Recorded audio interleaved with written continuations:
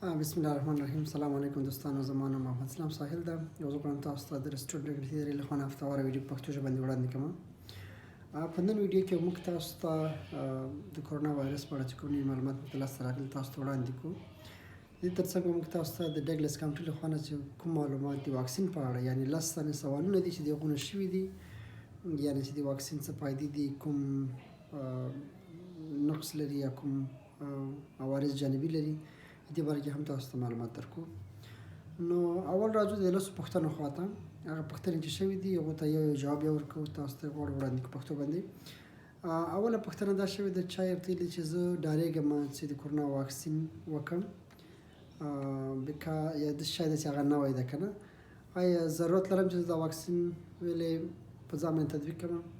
دوی ته جواب کې ویلي دي چې تاسو باید د کرونا وایرس لپاره چې کوم نوی واکسین جوړ شوی دا په خپل ځان باندې تطبیق کړئ، ځکه چې دا یو مسؤل واکسین ده، یعنې کوم جانبي عوارض نه لري. تقریبا 4 لکه امریکایان د دې مرض نه، یعنې کرونا نه تر اوسه پورې مړه شوي دي، او په میلیونونو نور خلک په دنیا کې اوس هم د دې مرض سره سر و کار دي. تقریبا 15 میلیونه خلک په دنیا کې د دې مرض سره اوس هم په مرض اخته دي. تقریبا 2 میلیونه خلک د دې نه مړه شوي دي په دنیا کې. یعنې دا یوازینی شی دا واکسین کولی شي چې د کرونا مخه ونیسي، یعنې دا پینډامیک یا دا کومه ساري ناروغي چې منځته راغلې ده دا له منځه یوسي. دویمه پوښتنه دا شوې ده چې دلته کوم عوارض جانبي شته که زه وایرس که زه دا واکسین په ځان باندې تطبیق کړم، کوم جانبي عوارض یا ساید افیکټ لري؟ نو دوی ورته ویلي چې نه، هر انسان نشي کولی چې د دې سره کوم جانبي عوارض ولري یا کوم ساید افیکټ ولري. نو دوی ورته ویلي چې کېدای شي اکثریت خلک د ځان دردي یعنې پیدا کړي، او اکثره خلک باید هغه ځای کې چې دوی واکسین تطبیق کړي دوی باندې په هغه ځای کې کېدای شي درد احساس وکړي. د هغه نه وروسته کېدای شي دوی ته یو تبه پیدا شي، یعنې تبه په دوی باندې راشي. خو دا تبه په دې معنی ده چې تاسو بدن د دې واکسین سره ځان عیاروي، ځان ورته اماده کوي. نور ویل چې کوم سیریز یا جدي کوم شی نه راځي. نو د دې لپاره تاسو چې کله واکسین ترسره کوئ په ځان باندې، نو ډاکټر تاسو ته تاسو په شفاخانه کې د 15 دقیقو لپاره پاتې شئ، تر څو تاسو بدن معلومات وشي چې تاسو بدن کوم ریاکشن یا کوم عکس العمل یا کوم ساید افیکټ یا جانبي عوارض نه لري د واکسین په مقابل کې. دریمه پوښتنه دغه ده چې یو شخص پوښتنه کړې ده چې ما په سوشل میډیا کې یا په رسنیو کې، ټولنیزو رسنیو کې ډېر خلک دي چې دې باره کې معلومات خپاره کوي، آیا دغه معلومات چې دي دقیق دي یا دا معلومات چې دي غلط دي یا نه دي صحیح؟ نو دوی په جواب کې ورته ویلي چې موږ داسې شی نشته تر اوسه پورې چې د وایرس خلکو ته کوم داسې غټ مشکل، واکسین خلکو ته ډېر غټ مشکل پیدا کړی، یعنې کومه ستونزه ورته پیدا کړي. نو دا چې خلک دا ویډیوګانې جوړوي دا دوی د خپل فایدې یا د مفاد لپاره یې جوړوي. دوی غواړي چې په دې باندې د خلکو یعنې دوی خپل لیدونکي ځان ته پیدا کړي، او په دې باندې د نورو لکه میډیاګانې چې کومې دي لکه ټولنیزې رسنۍ چې دي د هغو نه پیسې ترلاسه کړي. نو دوی یې تاسو کله معلومات غواړئ چې دقیق معلومات تاسو غواړئ چې ترلاسه کړئ د واکسین باره کې یا د نورو شیانو باره کې، صحیح معلومات باره کې تاسو کولی شئ د CDC ویب سایټ ته یا د هغو سره چې کوم معلومات دي هغو ته مراجعه وکړئ. نو په دغه ویډیوګانو باندې تاسو هېڅ وخت باور مه کوئ، ځکه دا ویډیوګانې اکثره خلک د دې لپاره جوړوي چې دوی خپلې فایدې ترلاسه کړي. څلورمه پوښتنه دا شوې ده چې یو شخص پوښتنه کړې ده چې د کرونا وایرس په خلکو کې میرګیان یا اپیلیپسي چې ورته وایي چې کوم یو مرض ده چې دا پیدا کوي، آیا دا درسته ده یا دا معلومات دقیق دي؟ دوی ورته ویلي چې نه، اوسه پورې داسې کوم شواهد نشته چې دوی دا ښودلي چې هغه خلکو چې د کرونا وایرس په دوی باندې تطبیق شوی ده، په دوی کې کوم دغه علایم چې اپیلیپسي ده یعنې میرګي دي یا کوم بل شی دا په دوی کې پیدا شوي، هېڅ کوم داسې علایم مثبت دوی نه دي لیدلي. نو دغه معلومات تاسو ته چې وړاندې کېږي د CDC لخوا نه، د ډګلس کاونټي یعنې د CDC معلومات دي د ډګلس کاونټي لخوا نه تاسو ته وړاندې کېږي. یعنې دا داسې معلومات نه دي چې تاسو ته کوم بل څوک چېرته یې وګورئ په ویډیو کې یا کوم بل شي کې په رسنیو کې. نو دغه معلومات چې دقیق معلومات دي پنځمه پوښتنه دا شوې ده چې یو شخص پوښتنه کړې ده چې ما خو کرونا تېره کړې ده، یعنې زه مریض شوی یم د کرونا سره، نو آیا ضروري ده چې زه بیا هم د کرونا لپاره واکسین په ځان باندې تطبیق کړم؟ دوی ورته ویلي دي چې ځکه اکثره خلک چې کرونا ونیسي تر یو وخته پورې د دوی بدن ایمیونیټي سیستم چې ورته یعنې بدن کولی شي چې دوباره یعنې دوه وارې د کرونا باندې دوی زر اخته نه شي. ولې دا تضمین نشته چې تاسو به کله په کرونا باندې بېرته نه اخته کېږئ. کېدای شي تاسو دویم وار ته هم په اخته شئ، درېیم وار ته هم په اخته شئ. نو دوی یا تاسو ته ډېر ضروري ده چې تاسو مخکې له دې نه چې دوه وارې په مریضان شئ تاسو واکسین په ځان باندې تطبیق کړئ، ځکه واکسین یوازینی شی تاسو کولی شئ تاسو لپاره مهم او ګټور تمام شي. شپږم پوښتنه دا شوې ده چې ځینو خلکو پوښتنه کړې ده چې کله څوک واکسین ترسره کړي د دوی په جینز کې یعنې په جین کې یا د دوی په بدن کې چې کوم حجرې دي یعنې دوی په دې کې تغییر راځي، په جینیټیک سیستم کې تغییر راځي، نو آیا دا معلومات دقیق دي؟ دوی ورته ویلي چې نه، اکثره ویلي واکسین داسې نه ده جوړ شوی چې تاسو د نیوکلیس سیستم یا د سیلز یا د حجرو چې کوم سیستم په بدن کې یعنې د جینیټیک سیستم چې ده هغه ته داخل شي، هغه ته نه داخلیږي ځکه هغه کې تغییر نشي راوستلی. نو دا معلومات ویلي دقیق نه دي، دا چې هر چا تاسو ته ویلي دا معلومات دقیق نه دي، ځکه چې واکسین چې ده بخښنه غواړم تاسو جینیټیکي سیستم ته نه داخلیږي. دلته یوه پوښتنه چا کړې ده چې که زه کله مریض هم یم، یعنې اوس فعلاً زه مریض یم د کرونا سره، ځینې خلک یې د مثال په طور باندې که زه مریض یم بیا هم کولی شم چې زه واکسین ترلاسه کړم یا واکسین په ځان تطبیق کړم. دوی ورته ویلي دي چې تاسو باید تر یو وخته پورې منتظر شئ چې تاسو جوړ شئ، کله چې جوړ شئ د هغې نه وروسته تاسو ځان واکسین تطبیق کړئ، ځکه تاسو کولی شئ چې تر لسو ورځو پورې مطمئن شئ چې تاسو مریضي ښه شوله، د هغې نه وروسته به تاسو شبخانې ته یا تاسو کوم ډاکټر چې دی هغې ته مراجعه وکړئ، هغلته خپل واکسین ترلاسه کړئ. نو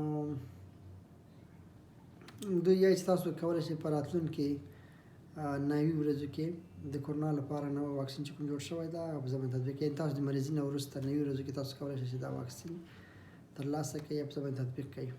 نو اکثره وخت دغه د دې سبب ګرځي چې تاسو سره په راتلونکي وخت کې دوباره مریض تاسو مخه ونیسي. اتمه پوښتنه دا شوې ده چې داسې څوک شته چې باید واکسین ترسره نه کړي یا په ځان باندې تطبیق نه کړي. دوی ورته ویلي دي چې نه، هغه خلک چې ډېر کوم یعنې د واکسین سره کوم عکس العمل ښیي یا ډېر ساید افیکټ دوی باندې کېدای شي راشي یا کوم عوارض جانبي ولري، هغه خلک چې ډېر لکه دوی ډاکټر سره مشوره کړې ده، د خپل ډاکټر د مشورې نه وروسته که په دوی باندې واکسین ډېر زیات تاثیر کوو نو بیا دوی واکسین ته ضرورت نشته په ځان باندې اجرا کړي. یعنې هغه خلک چې ډېر عمر یې خوړلی ده یا هغه خلک چې ډېر د واکسین سره ریاکشن ښیي یا عکس العمل ورسره ښیي، هغوی د خپل ډاکټر په مشوره باندې هغوی کولی شي دا واکسین بیا په ځان باندې تطبیق نه کړي یا نوی نه کړي. اتمه پوښتنه دا شوې ده چې آیا دا واکسین د مسلمانانو لپاره حلال ده؟ یعنې اکثره واکسینونه چې جوړېږي په هغو کې ځینې مواد استفاده کېږي چې هغه د مسلمانانو لپاره حلال نه دي. نو دوی ویلي دي چې په اکثره واکسینونو کې د پورک یا د خوګ د غوښې د هغه چې کوم جلاتین دي یا د پوست نه یا د هډوکي نه راوځي هغه په واکسینونو کې استعمالیږي. ولې په دغه حالت کې د فایزر، موډرنا، آسټرازینیکا په نوم باندې چې کومه کمپنۍ ده دا واکسینونه جوړ کړي، دوی ویلي دي چې موږ په یو واکسین کې د کرونا لپاره چې کوم جوړ کړي دي په هغو کې د خوګ کوم جلاتین یا کوم مواد نشته، یعنې دا حلال دی د مسلمانانو لپاره، مسلمانان کولی شي دا په ځان باندې تطبیق کړي. بله پوښتنه دا شوې ده، لسمه پوښتنه دغه ده چې یعنې څومره خلک باید واکسین شي تر څو دغه کرونا یا د پینډامیک چې کوم دا له منځه لاړ شي. دوی ته دا خو تر اوسه پورې معلومه نه ده، ولې دوی تخمین کړی چې 80% خلک باید په ټوله دنیا کې واکسین شي، یعنې د 10 نفرو نه باید 2 نفره دوی واکسین په ځان باندې تطبیق کړي، واکسین وکړي تر څو د دې مرض مخه ونیوی شي. نو ځکه چې دا اوس وخت کې اکثره خلکو ته چې کوم ډېر مشکلات لري هغو ته دا مرض ډېر سخت مشکلات رامنځته کړي دي، یعنې د هغو جوړېدل یو څه وخت نیسي یا مشکل ده چې هغوی ترې جوړ سي. نو د دې لپاره دوی غواړي چې ټول خلک یعنې دوی وکولی شي چې واکسین کړي تر څو د دې مرض مخه ونیوی سي. دا هغه د واکسین باره کې ځینې معلومات. نو اوس غواړم تاسو ته راسم د ماښاب ښار کې چې کوم نوي معلومات د کرونا په اړه، یعنې د خلکو اعمال چې څومره خلک په دې وایرس باندې اخته شوي دي، څومره ترې جوړ شوي دي او څومره خلکو خپل ژوند د لاسه ورکړی تاسو ته وړاندې کومه. د وهاب ښار کې تېره 2 هفتو کې یو هفته کې یعنې د جنوري په 13 تاریخ باندې چې کوم مثبتې قضیې وې د هغو تعداد تر 58,951 پورې رسېږي. یعنې دا خلک تر اوسه پورې په کرونا باندې چې اخته شوي دي د ټولې قضیې 58,951 نفرو ته رسېږي. دومره خلک مثبته شوي دي. تېره هفته 1346 نفر په کرونا باندې اخته شوي دي. نو کله چې موږ دا د هغې نه تېره هفته ته مقایسه کړو په هغې کې 954 نفر وو چې دا په کرونا اخته شوي وو. نو دا تعداد ورځ تر بلې زیاتېږي. کوم شاګردان چې په کرونا باندې اخته شوي دي د هغو تعداد په مکتبونو کې چې دي، یعنې اکثره شاګردان چې په مکتبونو کې دي د هغو تعداد 40 نفر ته رسېږي، د 58 نفر ته رسېږي، ولې د معلمانو یا د مکتبونو چې کوم کارکوونکي دي د هغو تعداد 40 نفر ته رسېږي. دا خلک په کرونا باندې اخته شوي دي په مکتبونو کې یا د مکتبو د کومه خوا نه چې دوی ته راغلی د واکسین وایرس. تر اوسه پورې چې کوم خلکو خپل ژوند د لاسه ورکړی د کرونا له وجې نه د هغو تعداد 1544 نفر ته رسېږي.